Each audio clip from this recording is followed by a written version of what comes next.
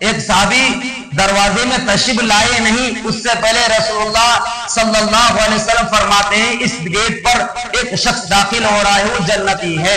ذرا غور سنیے گا، جو اپنے دلوں میں کینہ رکھتے ہیں، کسی غصہ رکھ رہے ہیں، حسد رکھ رہے ہیں، ان کے لیے بہت بہترین مثال اللہ پاک نے ذہن ڈالا اور حدیث مبارک ہے۔ آئے دیکھیں ایک صحابی چپل کے سے موڑے ہوئے ہیں اور ایک کنارے میں رکھ کر اور ایک کنارے میں چپ چاپ بیٹھ گئے آپ حضرت والسلام کا بیان سننے کے لیے۔ تمام صحابی دیکھیں فلانا صحابی ہے۔ پھر دوسرے دن بھی فرمایا کہ اس گیٹ پر ایک شخص آ رہا ہے، وہ جنتی ہے۔ پھر وہی صحابی آئے جو پہلے دن آئے تھے۔ اسی طرح 3 دن وہ آدمی آیا، 3 دن اس کے آنے سے پہلے آپ صلی اللہ علیہ وسلم کو جنتی کی بشارت۔ اس مجمع میں ایک صحابی بیٹھے ہوئے ہیں، اس سے عبادت کیا تھا معلوم ہے؟ وہ روزانہ روزہ رکھتے تھے دن پر، رات کے وہ کیا کرتے تھے؟ رات بھر تہجد نماز پڑھتے تھے اور مکمل ایک ختم روزانہ پڑھتے، رات کو ایک ختم، دن کو ایک ختم اور دن بھر روزہ۔ یعنی صحابہ کرام میں عبادت کی بالمقابل سب سے زیادہ آج ایک دو روزہ نفل روزہ رکھنے میں انسان ہل سے پسرا نکل جاتا ہے، ایک دو وقت نماز پڑھنے میں حالت خراب ہو جاتا ہے، اشراق چاش تو دور کی بات ہے، 5 وقت نماز پڑھنے میں حالت خراب۔ وہ صحابی رات بھر عبادت، روزانہ ایک قرآن پاک کی ختم اور پھر رات بھر تہجد نماز پڑھتے۔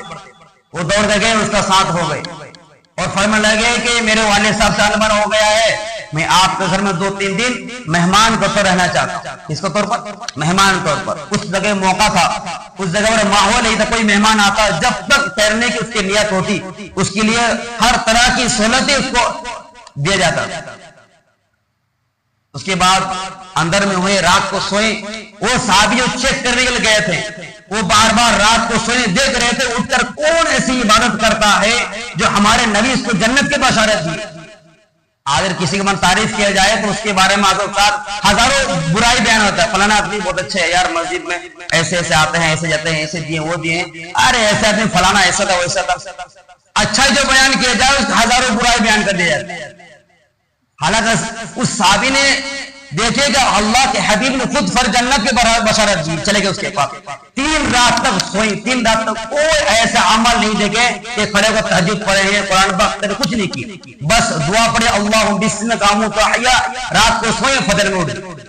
3 دن کے بعد وہ آئے آن کے کہے کہ میرے ابو سے کوئی جھگڑا نہیں ہوا ہے، بس میرا مسئلہ یہ تھا، میں نے حضور زبان سنا کہ آپ کو 3 دن لگاتار کنٹینیو ہمارے نبی جنت کے بشارت۔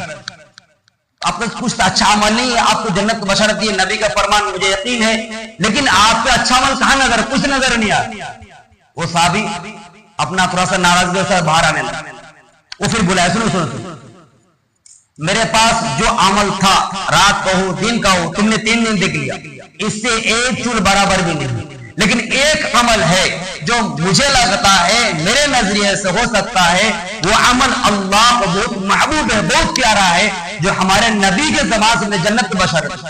وہ کیا عمل ہے بتا دوں یا چھوڑ دوں؟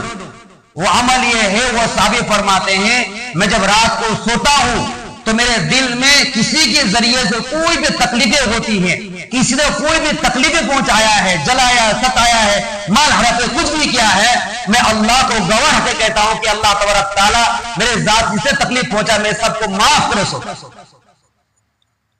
یہ عمل، معاف کرنے والا عمل اللہ کو اتنا محبوب ہے کہ نبی کے زبان کے ذریعے بلا دیا گیا یہ عمل، یہ انسان جنتی کی بشارت دے۔ جنت کا جنتی عمل میں یہ عمل یہ ہے کہ معاف کرنے کا جذبہ اور جنون رکھے۔